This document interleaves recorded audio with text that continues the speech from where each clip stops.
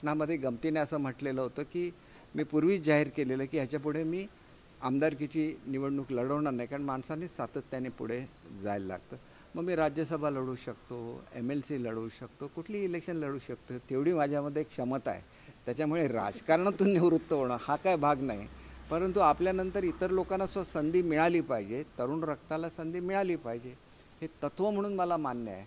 आणि म्हणून मी तो स्वतःहून निर्णय घेतलेला होता. पण आजसुद्धा उभाठा याची 60 ते 70% मतं ही फतव्यातून येतात, ही वस्तुस्थिती आहे.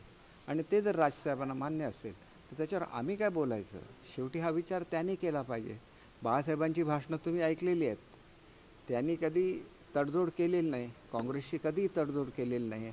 त्याच्यामुळं अगोदर काँग्रेसबरोबरची महाविकास आघाडी संतुष्टात आणावी आणि नंतर दोघांनी एकत्र आलं तर इतर लोकांना अधिक आनंद होईल असं मला स्वतःला वाटतं. हे माझं व्यक्तिगत मत आहे. पक्षापुरतं बोलायचं झालं तर आमचा विचार हा बाळासाहेबांचा विचार आहे. महाविकास आघाडी म्हणून काँग्रेसबरोबर ज्यांना जायचं आहे त्यांनी अवश्य जावं, तो त्यांचा विषय, त्याच्याबद्दल मला काही बोलायचं नाही.